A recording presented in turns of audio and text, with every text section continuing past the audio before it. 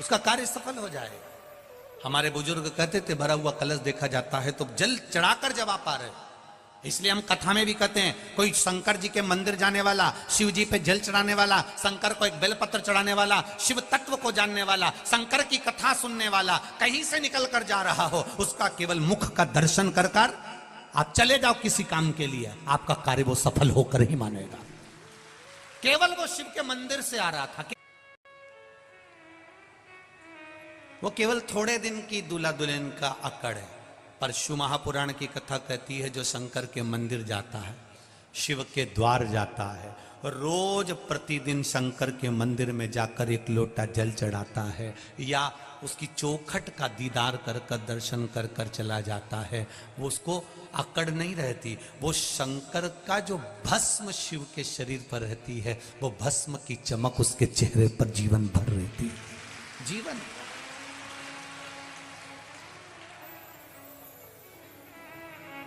मैंने तेरे ही भरोसे ओ बाबा तेरे ही भरोसे हवा बिच उड़ती जावांगी बाबा डोर हथो छड़ी नामे कट्टी जावांगी भोले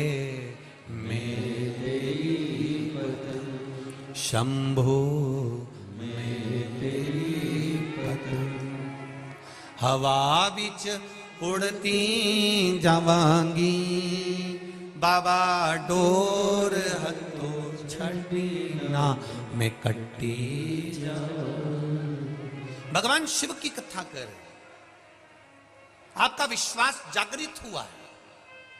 अब आप पुरातन समय के अनुसार मेरी सास जल चढ़ाती थी वो नहीं, अब आप जल चढ़ा रहे हैं तो उसमें आपका विश्वास है कि मैं शंकर को जल चढ़ाऊंगी, बाबा मेरी सुनेगा।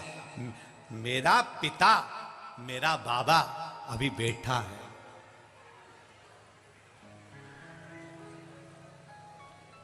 बोल बम का नारा है, जरा इतना धीरे नहीं, जरा दमदारी से बोल बम का नारा है, बाबा एक सहारा है। वो बाबा हमारा सहारा बना हुआ है। कोई भी हाथ छोड़ दे, कोई भी हमारा साथ छोड़ दे, पर एक मेरा देवाधिदेव महादेव तुम्हारे पल पल घड़ी घड़ी क्षण क्षण में तुम्हारे साथ हर पल रहे। और फिर कह रहा हूं इस व्यासपीठ से, दिल से कहकर जा रहा हूं, आपने दिल से सुना है। दिल का तू किनारा मेरी नैया का तू किनारा। आपका विश्वास जागृत करिए, आपका भरोसा जागृत करिए, आपकी दृढ़ता जागृत करिए। जब जागृत हो जाएगी तब सुख अपने आप आ जाएगा। मंदिर जाते हो आप लोग, सब जाते हो, विश्वास रख कर जाना, भरोसा रख कर जाना। जब घर से जल लेकर जाओ ना, जब घर से जल लेकर जाओ, तब मटके में से जब पानी भरो, लोटे में से पानी भरो, नल में से जब पानी भरो, तुम जब घर से जल लेकर जाओ, लोटे में से पानी भरो, नल में से जब पानी भरो, तुम जब घर से जल लेकर जाओ, तो तुम्हारे भीतर एक विश्वास होना चाहिए, मैं अपने घर का दुख दर्द तकलीफ, मेरे मन की बात मैं बाबा से कहने जा रही हूं। अगर तू नहीं सुनेगा तो सुनेगा कौन? कौन सुने?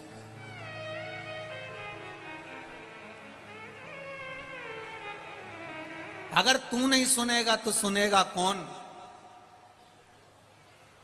और अगर तू नहीं आएगा तो मुझे बचाने फिर आएगा कौन? तेरे ही तो भरोसे पर जी रही हूं मेरे शिव, तेरा ही नाम लेकर जी रही हूं, तेरा नाम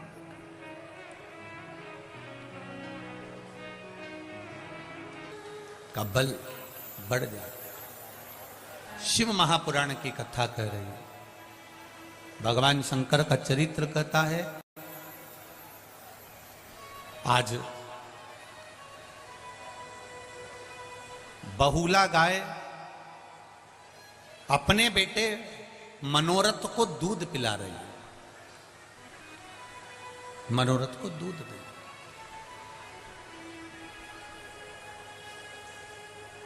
जब बहुला गाय अपने बेटे मनोरथ को दूध पिलाती है, बहुला गाय जब अपने पुत्र मनोरथ को दूध पिला रही होती है, तब मनोरथ को दूध पिलाते पिलाते पिलाते पिलाते मुंह में फेन आ जाता है। बछड़ा जब दूध पीता है ना, आप दर्शन करिएगा, जब जिनके यहाँ गाय होगी, बछड़ा जब दूध पीता है तो उसके मुंह में थोड़ा साइड में फेन हो जाता है। जब मनोरथ के मुख में फेन आया, वो फेन उड़ा, उड़कर शिवजी जहां पर तप कर रहे थे, साधना में लीन थे, वहां पर वो फेन चला गया।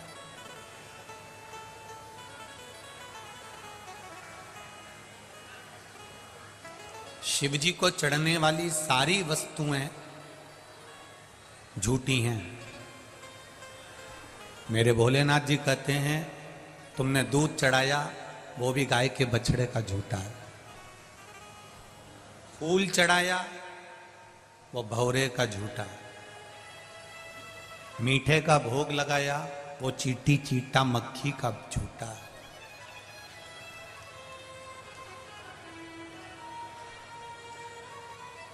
सब झूठा। जल चढ़ाया, वो मछली का झूठा है।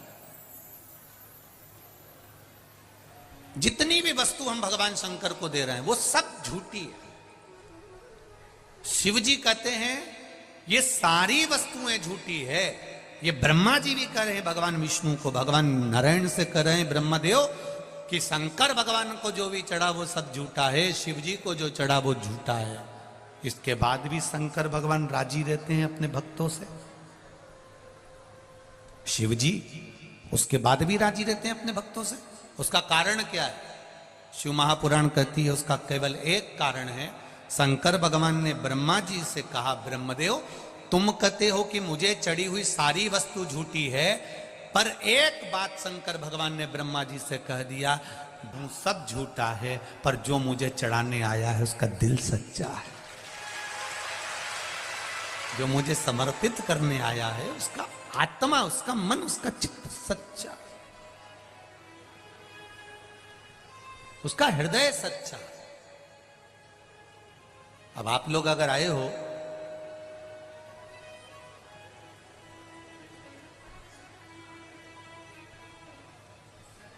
अगर आप लोग यहां पहुंचे हो, दिल रख कर पहुंचे हो, यहां कुछ भगवान ये नहीं देख रहा है कि तुम क्या लेकर आए हो, भगवान ये देख रहा है कि तुम निर्मल मन सो मोही भावा, मोही छल छिद्र कपट ना। मुझे निर्मल मन चाहिए,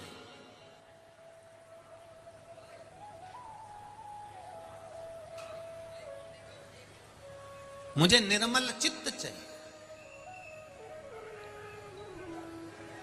और वो निर्मलता कहां से आई है?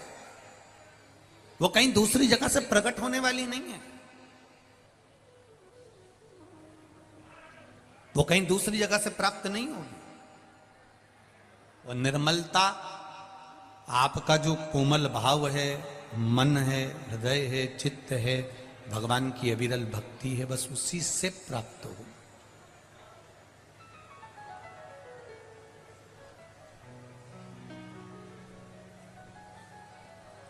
वो निश्चित है। आप लोगों से एक बात कही थी, आप लोगों के स्मरण में होगी, जितने लोग आस्था चैनल पर सुन रहे हैं, जितने फेसबुक यूट्यूब पर सुन रहे हैं, जितने लोग इस लाखों की संख्या में आप यहां बैठकर कथा सुन रहे हैं, आपके स्मरण में एक बात होगी। हमने कहा था शिवजी को जल चढ़ा कर आओ तो थोड़ी देर एक बार पीछे पलटकर देख लिया करो देवाधिदेव महादेव को। अगर आप देहली पर नहीं भी बैठे हैं, साइड में नहीं भी बैठे हैं, तो एक बार बाबा को मुस्कुरा कर उसको हृदय से बस निहार कर कह दो उसकी चौखट से कि तेरे दरवाजे पर आती हूं, मुझे भूल मत जाना, तेरी चौखट पर।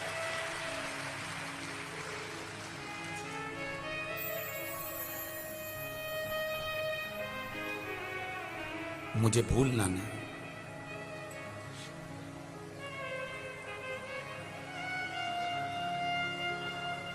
ये पशुपति व्रत अपन लोग करते हैं ना, तो वो पशुपति व्रत में जो 5 दिए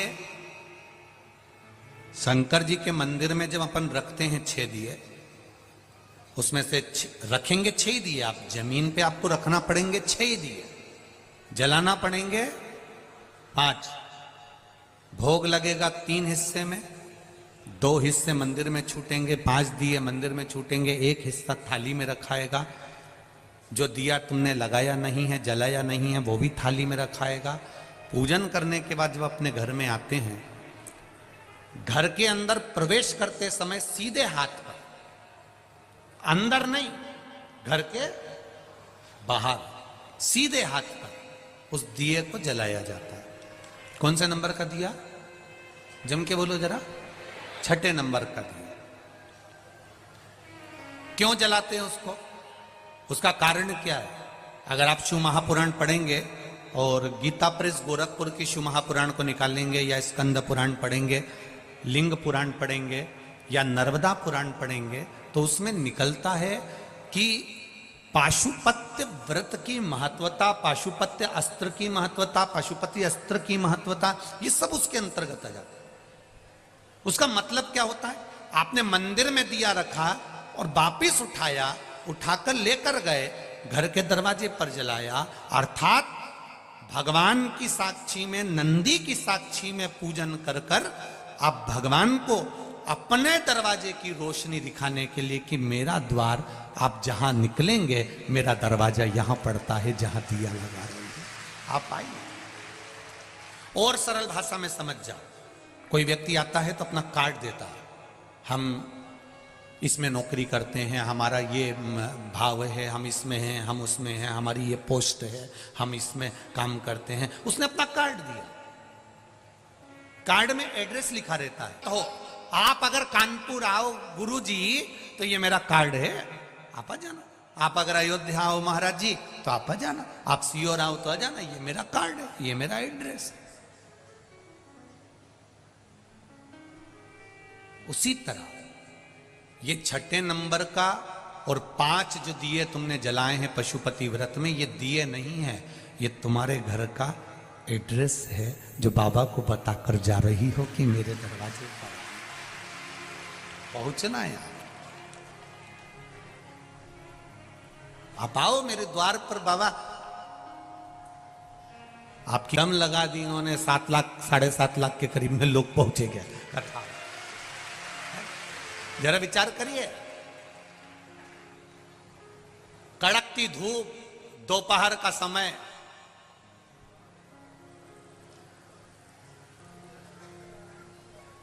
चिलचिलाती धूप, दोपहर का समय, और लोग सिर पर तप रहा है, अपना अपना रुमाल गमछा पल्लू डाल डाल के बैठे हुए। नमन है आपकी भक्ति को, प्रणाम करता हूं। पर ऐसी समिति को भी नमन करता हूं जो लोग रोज इतनी धूप पड़ने के बाद भी टेंट नहीं लगा सके। आपकी समिति को भी नमन करता हूं। इतनी धूप हो रही है, इतनी गर्मी पड़ रही है, इतनी धूप पड़ रही है, उसके बाद भी नमन सभी को मेरी ओर से, प्रणाम। और जिनकी कथा है अगली 13 तारीख से, उनसे भी कहूंगा थोड़ी व्यवस्था इन साधारण से लोगों के लिए जो केवल मेरे शंकर के लिए आते हैं उनके लिए कर देना, बस बहुत है। आपसे सीओर वाले महाराज ने कभी 25-50 लाख, 60 लाख, 70 लाख, 1 करोड़, 2 करोड़ नहीं मांगा। आपसे केवल इतनी व्यवस्था मांगता हूं कि इनकी खिचड़ी प्रसाद हो जाए और इनके छांव हो जाए, जिससे ये पड़े रहकर कथा का लाभ ले लें। कुछ नहीं चाहिए, आप अपना जीवन मस्त जियो। कई लोग कहते हैं सीओर वाला महाराज बहुत कड़क कहता है, कहने में पीछे नहीं हटते, काय को हटे, उसमें क्या दिक्कत है? अलमस्त होइए, अपनी जिंदगी को जितना मस्त होकर जी सकते हो, जितने आनंद के साथ जी सकते हो, जितने शिव समर्पण के साथ जी सकते हो, उतनी खुशियों का आनंद लेकर जियो। इतनी कड़कड़ा की धूप में भी आप सिर पर रुमाल डालकर अपने छोटे छोटे बच्चों को साड़ी के पल्लू से ढककर अगर कथा सुन रहे हो तो ऐसी भक्ति दुनिया में कहीं नहीं मिल सकती जो यहां कानपुर और लखनऊ में मिली है। ये कानपुर साइड में मिली है।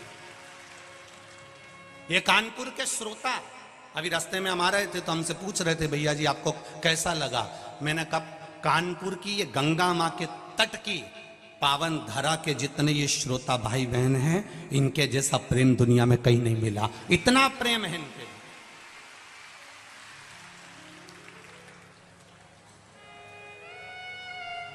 इसीलिए शायद उन्होंने गाया होगा छोरा गंगा किनारे वाला।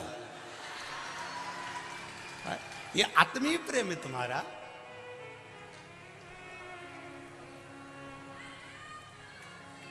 ये आपका स्नेह है, आपका प्रेम है। बस आप उसका स्मरण करिए, आप उस रस तत्व को धारण करिए,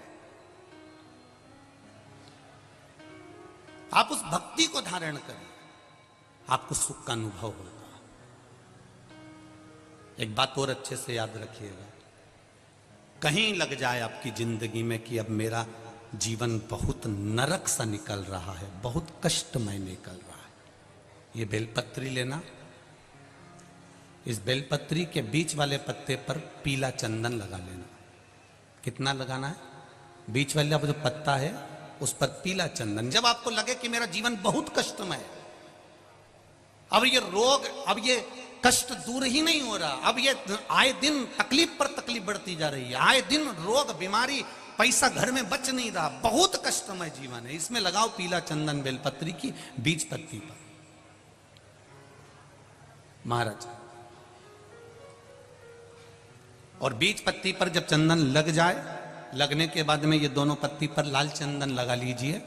इन दोनों पत्ती के बीच में जो डंडी का भाग होता है, आपको कहा था, आपको स्मरण में होगा शायद, हमने जब बेलपत्री की महत्वता बताई थी तो उस बेलपत्री की महत्वता में कहा था ब्रह्मा विष्णु महेश ये तीन हैं, बोला था। बीच में ये बड़ी पत्ती से लेकर जो दो पत्तियां होती हैं, इनके बीच में जो जगह बचती है, इसमें मां पार्वती के 64 योगनियां, मां पार्वती अपनी पूर्ण सिद्धि के साथ में जितनी भी देवी के स्वरूप हैं, वो माता 64 योगनियां देवी के स्वरूप में यहां पर विराजमान होती हैं। दो पत्ती के नीचे से जो डंडी होती है नीचे तक, ये पूरी डंडी में 33 कोटि देवी देवताओं विराजमान होते हैं इस पूरी डंडी के अंदर। तो ये बीच वाली पत्ती है, ये जो बीच वाली पत्ती का जो भाग होता है, इस पत्ती के भाग में शहद का प्रयोग कर कर, यहां पीला चंदन, लाल चंदन, लाल चंदन, शहद का प्रयोग कर कर, इसी तरह से पकड़कर ये बेलपत्री की जो डंडी है वो अशुक सुंदरी पर जब आप समर्पित करें तो जहां से जल बहता है उस ओर पर इस पत्ती को चढ़ाकर केवल आपके हृदय की बात कहकर देवाधिदेव महादेव से कोई भी शिव जी का मंत्र, पंचाक्षर नमः शिवाय, षडाक्षर ओम नमः शिवाय, श्री शिवाय नमस्तुभ्यम या महामृत्युंजय में, उसको बोलते हुए देवाधिदेव महादेव को धीरे धीरे जल की धार चढ़ाना प्रारंभ करो। जल की धार जब पूर्ण होने लगे, उसमें थोड़ा जल बचे, तब अशोक सुंदरी पर जो तुमने बेलपत्र चढ़ाई है वहां उस जलधार को चढ़ाएं।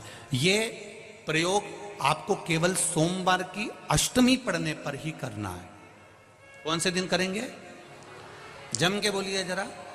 सोमवार की अष्टमी पढ़ने पर यह प्रयोग करें और जल चढ़ाकर बाबा से विनती कर कर उसी बेलपत्र को वापस उठाकर कहीं जलाशय में या किसी पेड़ के नीचे विसर्जन कर दें और एक लोटा जल वहां भी चढ़ा दें। बस निवेदन कर कर आ जाइए, मेरा बाबा 3 माह के अंदर हाथ जरूर पकड़ेगा और आपको दलदल से बाहर निकाल देगा। एक यही प्रयोग का एक फल आया, देखिए आप।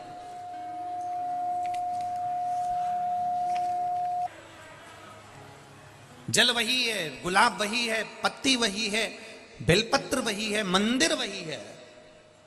केवल इसको चढ़ाने के लिए तुम अब सोचते हैं लोग, हम तो कब से जल चढ़ा रहे हैं, हम तो कब से बेलपत्र चढ़ा रहे हैं, हम तो कब से फूल चढ़ा रहे हैं, हम तो कब से चावल चढ़ा रहे हैं। तुम चढ़ा रहे हो, पर अभी तक जो चढ़ा रहे थे, जैसे सांस चढ़ा के आती थी ना, वैसे नियम से चढ़ा रहे थे। हमारी तो सास भी आंवले की पूजन करती थी तो हम भी कर रहे हैं। जैसे घर में तुम्हारे भगवान, भगवान की पूजन सास भी करती थी तो हम भी कर रहे हैं। वो भी 2 अगरबत्ती लगाते थे, हम भी लगा रहे हैं। दुकान जाते हो, सफाई करते हो, 2 अगरबत्ती लगा देते हो। जैसे पहले से चला आ रहा है वही की वही तुम अभी तक कर रहे हो। क्यों? क्योंकि हमारी सास करती थी, हमारे ससुर करते थे, हमारे पिताजी करते थे, हमारी माँ करती थी। जो पहले से करती आई उसका स्मरण तुमको रखा। तुम विश्वास रखकर नहीं कर रहे हो, तुम ये कर रहे हो कि हमारे यहां से तो पहले से चले आ रहे हैं, हम तो पहले से करते आ रहे हैं, हम तो पहले से मंदिर जा रहे हैं। ये तुम एक नियम बनाकर कर रहे थे कि हमारे पूर्वज करते आए हैं तो हमको करना है। पर अब तुम जो जल चढ़ा रहे हो, अब तुम जो बेलपत्री चढ़ा रहे हो, अब तुम जो चावल चढ़ा रहे हो, अब तुम जो धतूरा चढ़ा रहे हो, अब तुम जो पुष्प चढ़ा रहे हो, उसको चढ़ाने में तुम्हारा पूर्व का समय भूल गए। अब तुम्हारा विश्वास अंदर से जाग गया कि मैं ये चढ़ाऊंगी तो मेरा महादेव मेरे लिए तत्पर खड़ा। अब गया समय, अब तुम्हारा विश्वास जागृत हो गया। अब विश्वास की जागृति